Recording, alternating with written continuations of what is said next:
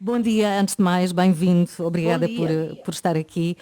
Nós vivemos uma situação excepcional, como Primeiro-Ministro está sempre na linha da frente, e eu tenho curiosidade de lhe perguntar, porque vemos as imagens e tem sempre um ar tão tranquilo, tão sereno. Quero perguntar-lhe qual é o seu segredo? Olá, bom dia.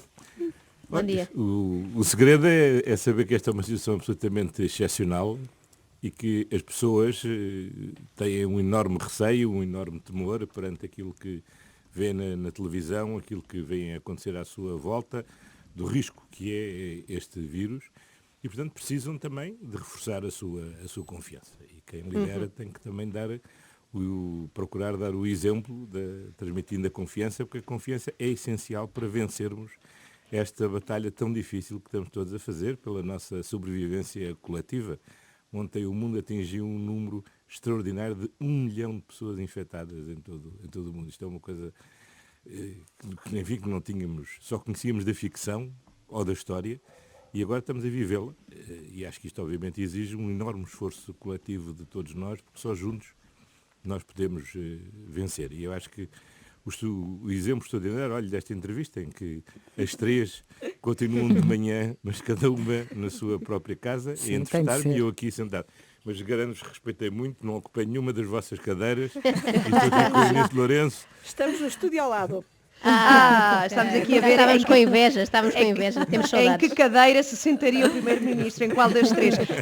Primeiro-Ministro, outra pergunta. É este o momento mais difícil da sua carreira política?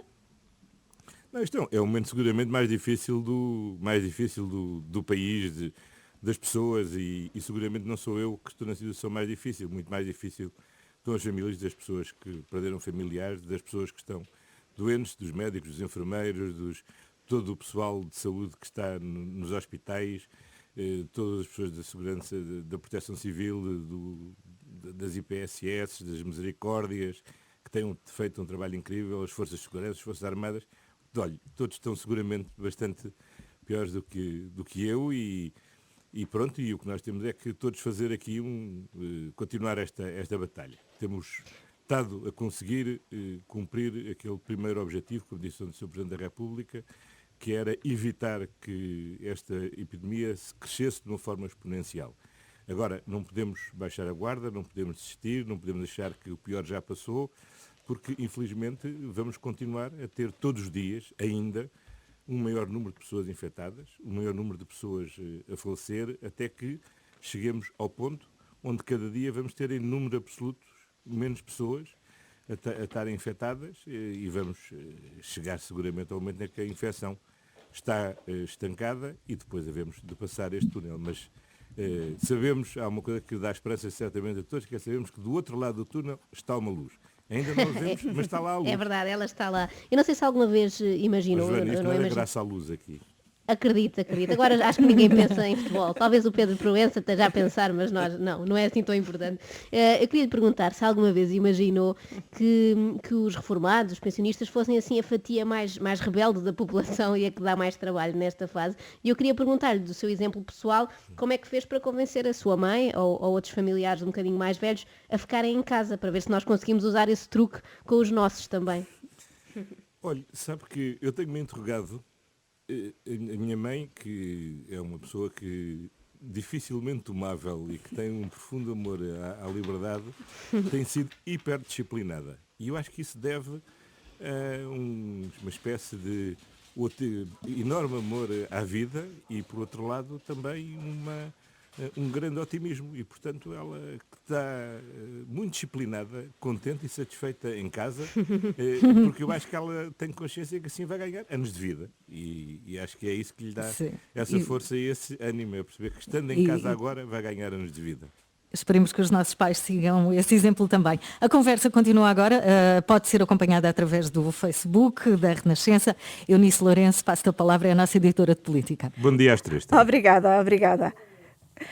Estamos a entrar aqui numa segunda fase do estado de emergência, mas antes queria perguntar, quando é que teve noção de que esta epidemia podia ser uma situação tão grave como a que estamos a viver? Bom, eu acho que mal percebemos que esta não era uma epidemia que ficaria confinada à China, Eu acho que todos fomos ganhando rapidamente consciência de que chegaria cá e que iria ser crescendo. Acho que ninguém teve a noção, naquele primeiro momento, a dimensão efetiva da capacidade de transmissão deste vírus e da sua globalização. Acho que, seguramente, esta foi a primeira epidemia onde todos os fatores da globalização ajudaram à sua expansão. Acho que o período em que ocorreu favoreceu muito, seja por razões climáticas, seja por momentos onde há muitas viagens, há grandes locais de concentração.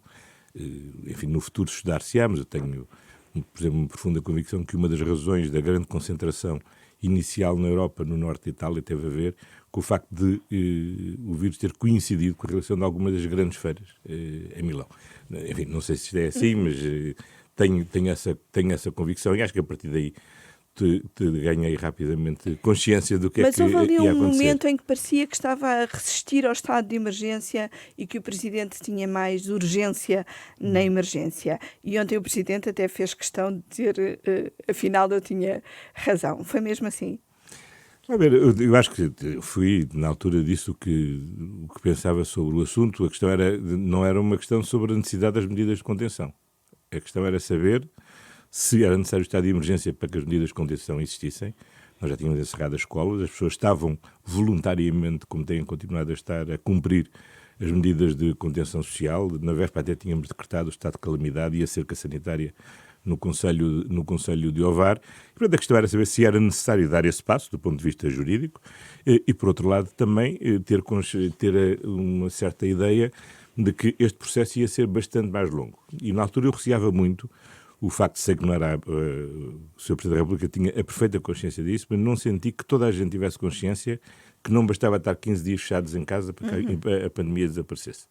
E que este é um processo que vai ser muito mais longo no tempo desta primeira onda, que temos o risco de ter uma segunda onda e que vamos ter um próximo inverno onde vamos continuar a ter vírus e ainda não vamos ter vacina, porque nas melhores das previsões vamos ter vacina no verão de 2021, ou seja, no verão do próximo ano. E, portanto, isto tem que ser percorrido como uma longuíssima maratona e não como uma estafeta de 4 vezes 100 metros. Portanto, o meu receio tinha basicamente a ver com isso, mas imediatamente transmitimos ao Presidente da República que daríamos o nosso parecer favorável, como demos, e que executaríamos o estado de emergência. E agora, há uma coisa, como eu disse ontem na Assembleia da República, se há 15 dias podia haver dúvidas, agora é absolutamente imprescindível, porque agora estamos na fase mais crítica do desafio que temos pela frente, porque este é o mês de maior risco. Primeiro, porque vão-se avolumando os casos. Segundo lugar, porque há um cansaço que também se vai acumulando. Por outro lado, a dor que as pessoas sentem das medidas que foram adotadas começam a sentir-se. E, portanto, temos que... E depois é um momento em que, pelas nossas tradições, pelos nossos hábitos, são momentos de grande circulação e também de grande convívio. Ora, quer a circulação, quer o convívio, são os maiores inimigos do combate a esta pandemia. Mas ter anunciado com alguns dias de antecedência que as pessoas naqueles dias vão ficar confinadas ao seu concelho, não pode ter feito as pessoas deslocar-se antes? Não receia esse efeito? A ver, eu acho que nós devemos ser transparentes e avisar as pessoas com a maior antecedência possível. Já houve muitas medidas que tivemos que adotar que apanharam as pessoas de surpresa. E isso teve um efeito muito negativo. Quando se anunciaram as primeiras medidas, aquelas corridas ao supermercado, foi porque as pessoas temeram o pior que vinha a acontecer. Hoje, felizmente, as pessoas estão tranquilas, seguras, de que não vão faltar alimentos, não vão faltar bens essenciais, que não vai haver racionamento, que não é preciso esse embarcamento e as coisas têm-se normalizado. Portanto, quanto mais cedo nós avisarmos as pessoas, mais cedo as pessoas podem organizar-se. Vamos ver, nós não podemos viver, isto não é um castigo, estarmos, a ver, as pessoas não estão em prisão domiciliária, quer dizer, as pessoas estão a cumprir um dever de recolhimento para diminuir o risco, para se protegerem, e para diminuir o risco de contagiar as outras. Agora não podemos ver isto como uma punição. Portanto, eu não vou castigá-la, apanhá-la de surpresa, a dizer, olha, afinal hoje não posso sair Não pode ser que não, as pessoas devem ter tempo para poder organizar a sua vida, para se poderem preparar. A mesma coisa para os hotéis, para as empresas de transporte, enfim, para tudo, as pessoas poderem se organizar e preparar. Uma das medidas desta segunda fase de estado de emergência que ontem anunciou é o reforço dos poderes da Autoridade para as Condições de Trabalho para evitar despedimentos fraudulentos. Tem noção de que haveria muitas empresas a aproveitarem-se, por assim dizer, desta epidemia? Não creio que sejam muitas, mas há várias denúncias que têm chegado. E eu acho que todos, como ainda hoje vi um apelo do Bispo do Porto, Dom Olinda, a fazer um apelo, aliás, aos empresários, que este é um momento em que temos que procurar agir de uma forma com absoluta responsabilidade ética perante a situação que estamos a viver. E esta é uma situação que só vencemos exigindo mesmo o esforço de todos.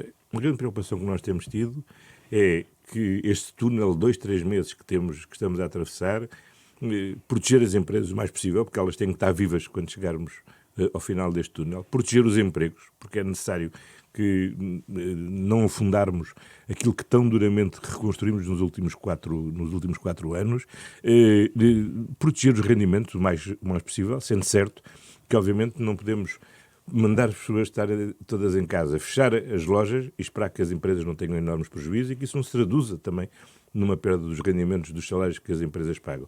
Portanto, nós temos que agir aqui de uma forma solidária, protegendo as empresas, os empregos, os rendimentos. Aqui o Estado tem feito um esforço muito grande, mas o esforço tem que ser partilhado por todos. Já que fala na proteção dos rendimentos, muitas empresas estão a recorrer ao layoff e ao layoff simplificado que o Governo, entretanto, regulou. Uma das empresas é a TAP, mas que está com um layoff um bocadinho especial, porque promete compensar os rendimentos de todos aqueles que ganham acima de 1.900 euros e que seria o limite do rendimento em layoff. Concorda com esta medida da TAP? Bom, não gosto de meter e pronunciar sobre a vida do dia-a-dia das empresas. Como todos nós sabemos, a aviação civil é um setor com, digamos, níveis salariais muito diferenciados do que é comum, designadamente em algumas carreiras, como sejam os pilotos. Portanto, é natural que as empresas procurem também ajustar o esforço que podem fazer. Como há muitas empresas que, podendo recorrer ao layoff, estão felizmente a fazer o esforço para não recorrerem ao layoff, não sobrecarregarem a segurança social, não sobrecarregarem os impostos a utilização dos impostos de todos nós, e estão a fazer um enorme esforço para elas próprias suportarem esses custos, mesmo quando não estão a ter receitas para isso. E as empresas que quiserem fazer um layoff como este da TAP, penso que também o Corte Inglês está a fazer, todas podem fazer, de dar aos seus funcionários que tenham rendimentos acima do que é o máximo previsto do layoff, compensar esses funcionários? A ver, eu acho que o Estado deve favorecer que haja um bom relacionamento dentro das empresas, entre os empregadores e os trabalhadores, e acho que, na medida do possível, todos devemos fazer o esforço para proteger o maior nível de rendimentos. Porque nós não podemos esquecer o seguinte: esta crise, ao contrário de outras crises que vimos no passado, por exemplo, há 10 anos atrás, não nasceu da economia, não nasceu do setor financeiro, nem foi uma crise das finanças do Estado. Pelo contrário, a economia estava a crescer, dando a crescer acima da média europeia. Tínhamos reduzido o desemprego para números que há muitos anos não tínhamos. O último número que saiu de fevereiro já era 6,5% da taxa de desemprego. Os rendimentos tinham vindo a ser recuperados paulatinamente ao longo dos últimos 4 anos. As empresas tinham atingido um nível extraordinário de investimento. E, de repente, surgiu-nos algo absolutamente imprevisível, externo, e que nos fez parar.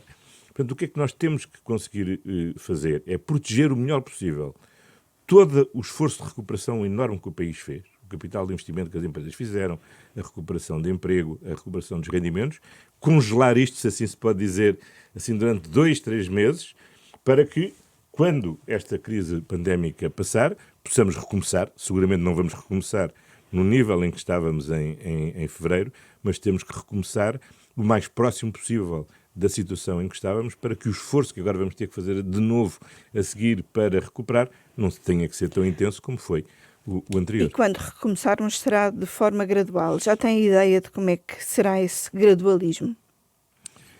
Vai ver, nós para a semana vamos ter que tomar uma decisão que tínhamos anunciado que tomaríamos e que anunciaríamos ao país no dia 9 de abril, sobre um dos temas que mais angustia as famílias portuguesas, que tem a ver com a continuidade do ano escolar.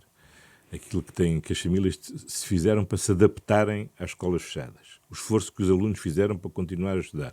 O esforço notável que os professores e educadores fizeram para dar continuidade a manter a relação com os seus alunos, as atividades letivas à distância, foi algo extraordinário e que nos ajudou seguramente a dar um salto qualitativo imenso na transição para o futuro da sociedade digital. Agora nós temos que procurar conseguir terminar este ano letivo de forma mais justa, equitativa e da forma mais normalizada possível. Tem um limite para o regresso às aulas presenciais?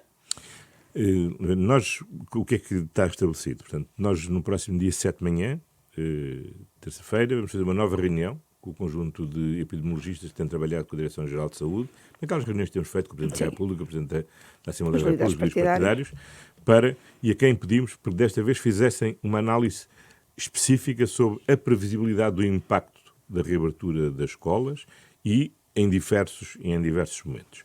Vamos ouvir o Conselho Nacional de Educação, o Conselho de Escolas, eu vou ouvir os partidos políticos todos no próximo dia 8 e depois tomaremos a decisão. Há uma coisa que nós sabemos, que a data limite para que o calendário escolar, designadamente do ensino secundário, possa ser cumprido com a maior normalidade possível, é o ensino presencial recomeçar a 4 de maio. Esse é, digamos, o limite para que possa tudo decorrer normal, ou seja, podemos ter ainda uma época de exames até final de julho, deixando eventualmente a segunda época para setembro, de forma a não perturbar, digamos, a vida normal também, o ciclo normal do mês de agosto, ser um momento de pausa coletiva no sistema educativo.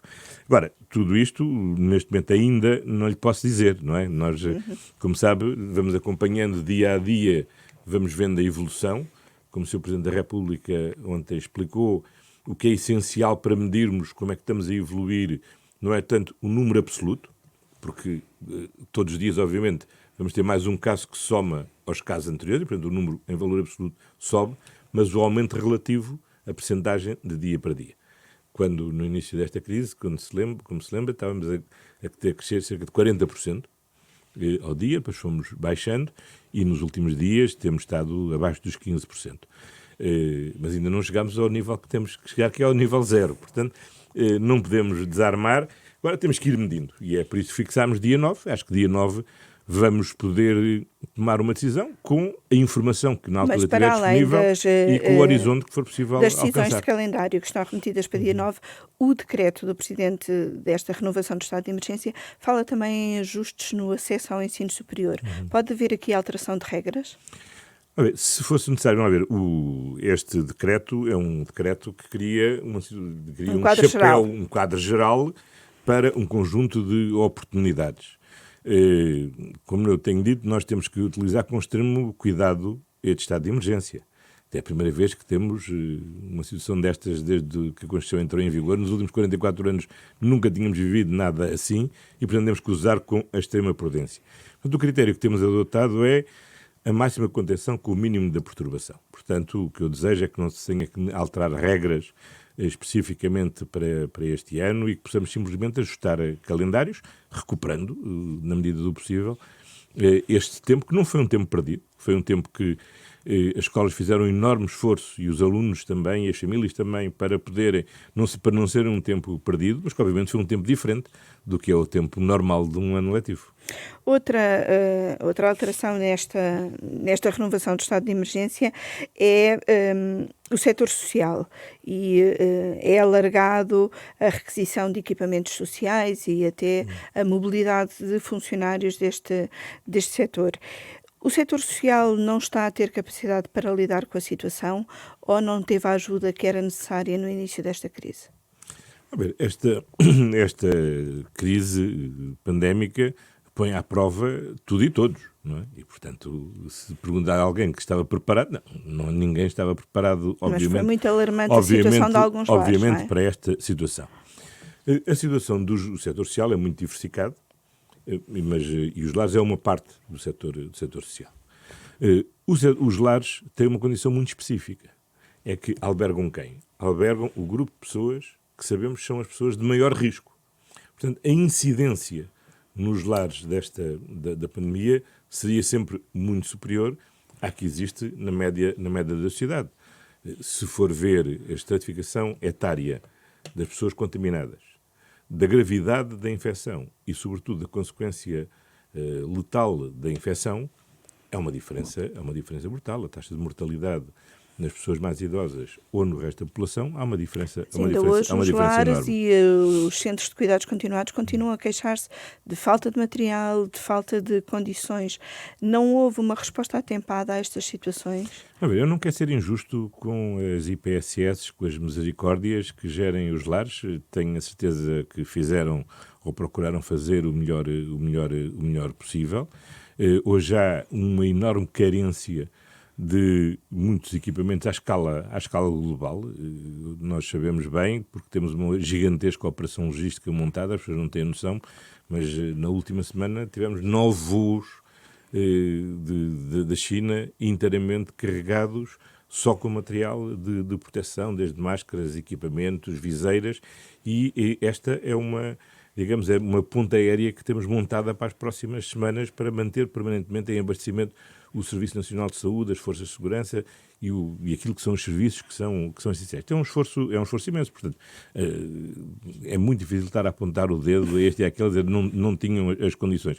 Porventura, alguns não terão antecipado as medidas de contenção que eram necessárias, designadamente os cuidados que o pessoal que trabalha nessas instituições tinha que ter para não importar o vírus.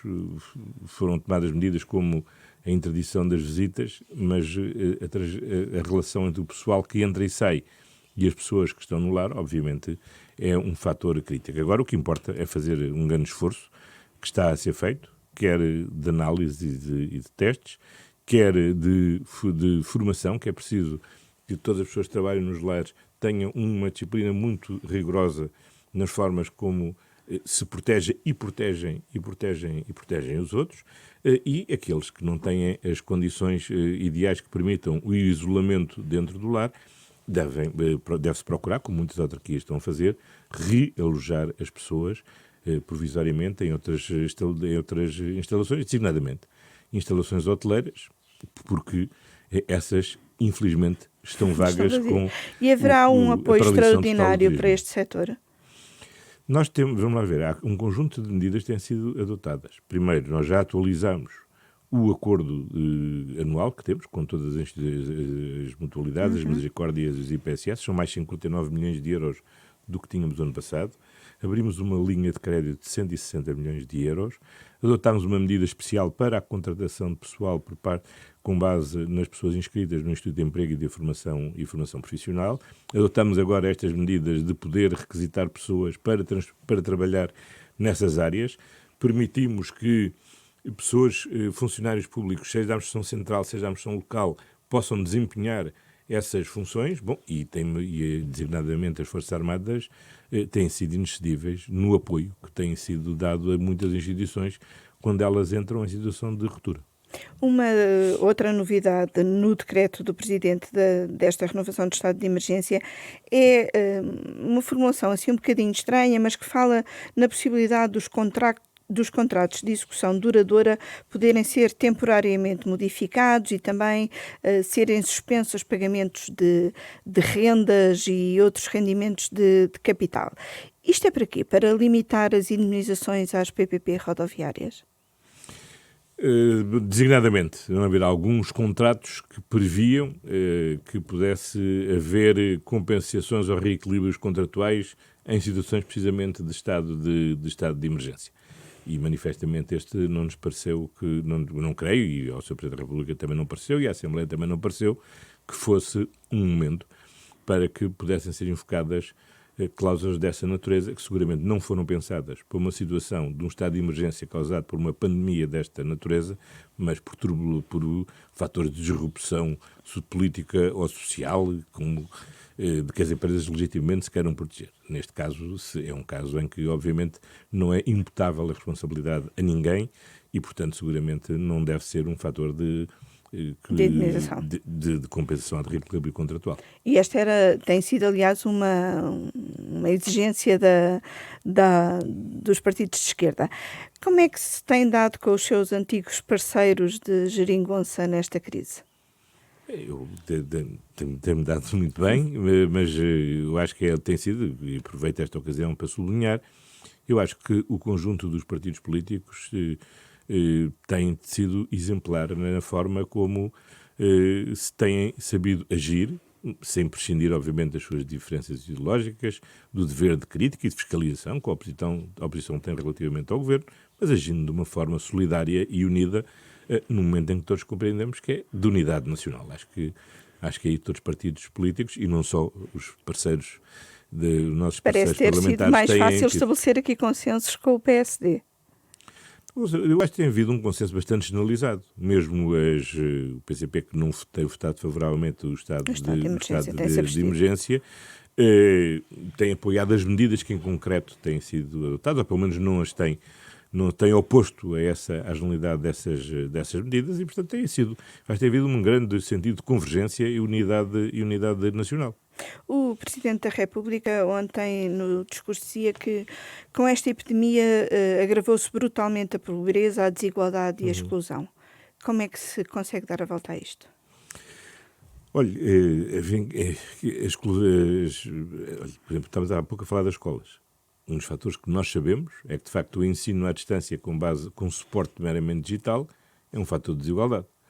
Uma das medidas que temos que preparar para o terceiro período, quer com a segurança de poder não haver ensino presencial ou como garantia de que, se houver só parcialmente ensino presencial, há ensino para todos, é, por exemplo, conseguir fazer a mutação complementar, não é fazer a mutação, mas é complementar o ensino digital através, por exemplo, da televisão. Isso acho que é essencial para combater as desigualdades.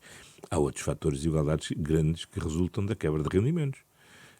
Toda a gente percebe que um terço de um rendimento, a perda de um terço de um vencimento baixo custa muitíssimo mais do que a perda de um terço de um vencimento alto, porque a capacidade de poupança é muito diferenciada e isso acentua profundamente as desigualdades.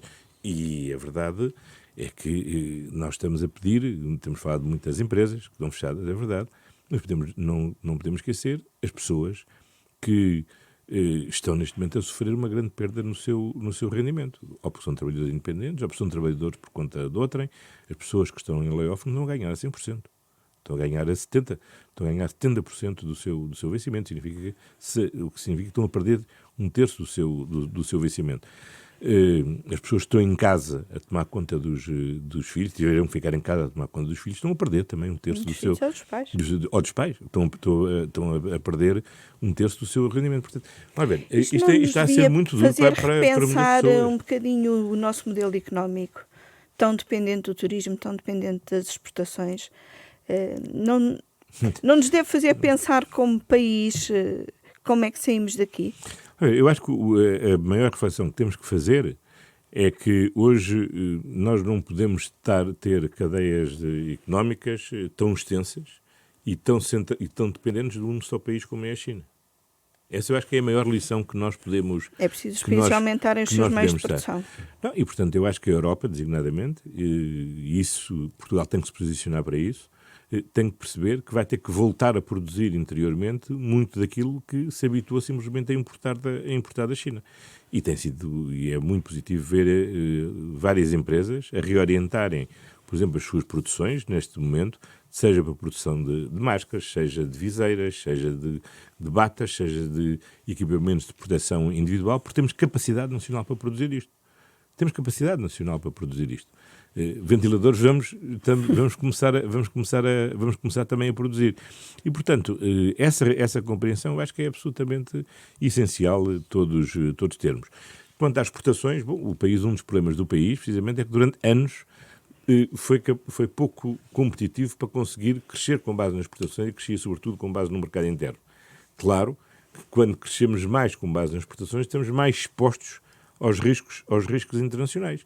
Mas isso significa também que temos com maior capacidade de ter uma economia mais diversificada. Desta vez o que aconteceu é que tivemos um choque global em todas as regiões económicas, mas há muitas, e portanto isso naturalmente está-nos a afetar, mas não nos devemos andar para trás. Confia que vai ser possível garantir a solidariedade europeia nesta situação que todos vivemos? Tem de ser. Ou não tem grandes expectativas para o próximo Conselho Europeu?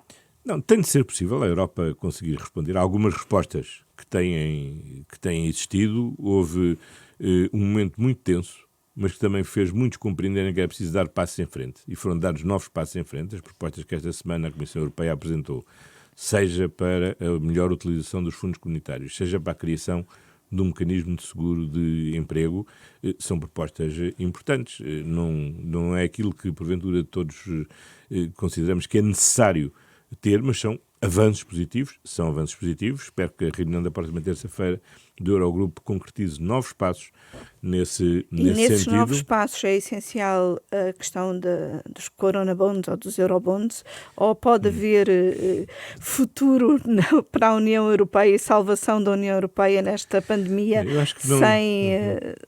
sem eurobonds ou coronabonds? Nós não temos que nos agarrar como se fosse um fetiche mágico a nomes e a designações.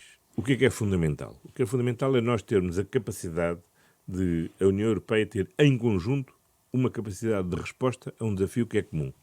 E perceber que o temos que fazer de uma forma comum e solidária. Se é com eurobonds, coronabonds, se é com apoios diretos com base no orçamento da União Europeia, se é com outro mecanismo, se é com recurso à emissão de dívida, se é com recurso a contribuições extraordinárias dos Estados, isso já são opções técnicas onde não está o cerne da questão. O cerne da questão está se a Europa prova que é capaz de, perante um desafio comum desta dimensão, enfrentá-lo em conjunto e num modo solidário. Esta é a questão. A forma de o fazer, há muitas formas de o conseguir fazer. Eu, para mim, não me agarro a nenhuma em específico. Acho que é essencial é que a Europa não desista de si própria e não dê uma mensagem errada aos seus povos e ao mundo, de que no momento da maior crise que nós enfrentamos, desde a Segunda Guerra Mundial, não sejamos capazes de fazer aqueles que, à saída da Segunda Guerra Mundial, perceberam que o futuro da Europa tinha que ser mesmo criar primeiro a mutualização do carvão e do aço, depois criar uma união aduaneira, um mercado comum, depois o mercado interno, depois uma união monetária, depois uma união económica, depois uma união europeia. Esta tem sido a trajetória da Europa ao longo destes 70 anos e seria absolutamente irresponsável deitarmos abaixo tudo o que construímos nestes 70 anos, num momento em que estamos precisamente numa situação só comparável com esse momento dramático que foi fundador da União Europeia. E, portanto, aquilo que nos devíamos ter aqui era a capacidade de nos darmos aqui, reforçar este espírito de união e não criar aqui, deixarmos contaminar-nos pelo vírus da divisão. Deixe-me voltar aqui à situação nacional para falarmos de pessoas que podem não estar a sofrer desta epidemia, mas a mortalidade aumentou bastante durante o mês de março. Há estudos que indicam que há um aumento de 600 mortes em comparação com o ano anterior. Dessas, apenas 100 serão por Covid-19. Podemos estar a ter óbitos por Covid-19 ainda não diagnosticados ou não está a haver suficiente resposta do Serviço Nacional de Saúde a outro tipo de necessidades? Bom, as causas podem ser múltiplas. Há uma coisa que já se sabe sobre o Covid-19. Há muitas coisas que não se sabe porque é novo, mas há uma coisa que se sabe. O Covid-19 não ataca da mesma forma todas as pessoas. E, aliás, isso um dos fatores que o torna muito perigoso e muito fácil a sua disseminação. muitos de nós podemos estar contaminados, sentir qualquer sintoma e, por isso, estarmos involuntariamente a transmitir aos outros. E é por isso que a medida de contenção tem que ser uma medida geral. Eu não está aqui, presumo que esteja convencida que não está contaminada, eu estou aqui, também presumo que não esteja, mas nenhum de nós, em bom rigor, pode saber. E, portanto, isso torna muito perigoso este vírus, porque é um vírus que as pessoas inconscientemente podem estar a transmitir a outros. Portanto, se me pergunta se é possível que haja pessoas que possam ter falecido por uma outra causa qualquer e tivessem contaminadas, é possível. Já sabemos, aliás, de alguns, pelo menos de um caso, de uma criança que chegou a ser noticiada que tinha sido, enfim, que sabemos que faleceu, como outra doença, com Covid-19, mas não por causa do Covid-19. E, portanto, pode haver situações dessas, seguramente.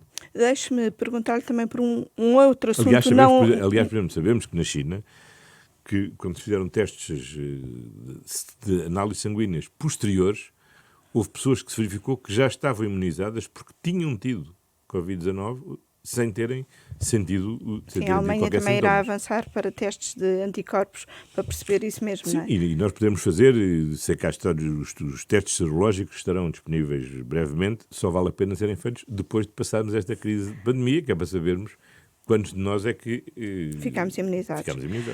Numa altura ou melhor, em princípio, teremos ficado imunizados. Numa altura em que a Europa estava até a elogiá-lo por dar direitos de cidadania a estrangeiros em fase de regularização, tivemos notícia de uma alegada morte de um cidadão ucraniano por violência por elementos do CEF. Já pediu explicações sobre este caso? Esse caso está sob investigação criminal, foi instalado um inquérito em câmara, mais do que isso está sob investigação criminal, tanto quando creio foi aplicada uma medida de detenção domiciliária a esses 3 funcionários do CEF. Não ficou chocado? Claro que fiquei.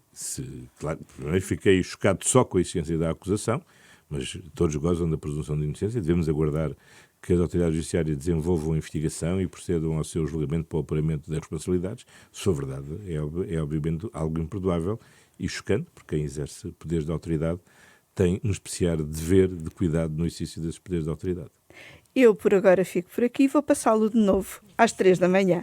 Às 3 da manhã. Sim, António Costa está em entrevista na Renascença, pode acompanhar no Facebook e no site também, rr.sa.pt. A Joana Marques tem uma pergunta para si, não se vai embora já. Eu tinha aqui duas últimas questões muito rápidas. A primeira, e como já constatou, tanto eu como a Ana e a Carla estamos em teletrabalho e com filhos em casa, crianças sempre a interromper, não é fácil, estamos nós e muitíssimos portugueses, felizmente que têm essa possibilidade. Eu queria perguntar ao Sr. Primeiro-Ministro se ainda tem aquele serviço de babysitting que o João Miguel Tavares usou aqui há uns anos. Eu prometo que o meu filho se porta muito bem. Um bocadinho chato às vezes, mas... Olhe, se precisar eu estou disponível. Não a discrimino em relação ao João Miguel Tavares. Muito obrigada, fico contente com isso. Há dias considerou repugnante, assim é que é, as declarações do Ministro das Finanças holandês na altura a respeito da situação espanhola. Qual é a sensação neste momento de ser o português, talvez o único até, mais adorado pelos espanhóis? É porque o Ronaldo não está a jogar em Espanha agora. Mesmo assim embirravam um bocadinho com ele, ainda assim, de vez em quando. Por fim, e para terminar aqui uma provocação, nós estamos todos enfiados em casa, agora as medidas para a Páscoa ainda um bocadinho mais rigorosas, limitando aqui a nossa liberdade de movimentos. Como é que se sente a cumprir, no fundo, um sonho de Manuela Ferreira Leite, que há uns anos disse que devíamos suspender a democracia durante 6 meses para pôr tudo na ordem? Olha, acho que temos demonstrado bem que mesmo em emergência não precisamos suspender a democracia, que as instituições democráticas continuam a funcionar, a comunicação social continua a gozar de toda a liberdade e que aquilo que o estado de emergência tem feito é, no fundo, dar força de lei àquilo que era a força dos portugueses, que antes de tudo e de todos se impuseram a si próprio a contenção e compreenderam muito bem que tinham que estar em casa, tinham que evitar os contactos com os outros, tinham que se restringir na forma como habitualmente nos cumprimentamos, como celebramos datas como, e momentos e épocas como a Páscoa, e em que houve, quer do ponto de vista individual, quer coletivo, houve uma atitude exemplar, e aqui na Rádio Renascença não queria deixar de saudar a forma como a Igreja Católica e através da Conferência Episcopal tomou a iniciativa, logo foi das primeiras instituições a tomar uma iniciativa de, por exemplo, suspender as celebrações comunitárias, tendo em vista precisamente evitar o risco de contaminação, e isso foi exemplar e seguramente inspirador e motivador para todos, crentes e não crentes. Muito obrigada, doutor Muito António obrigada. Costa, e continuação de bom trabalho. Muito obrigado e Sim. mantenham o bom Obrigada. humor. Vamos tentar. manter. Vamos, E vamos cuide-se fazer por isso. também, e cuide-se também, Sr. Primeiro-Ministro. Obrigado, vou fazer Sim, por por isso. favor. Obrigado. Obrigada. Bom dia.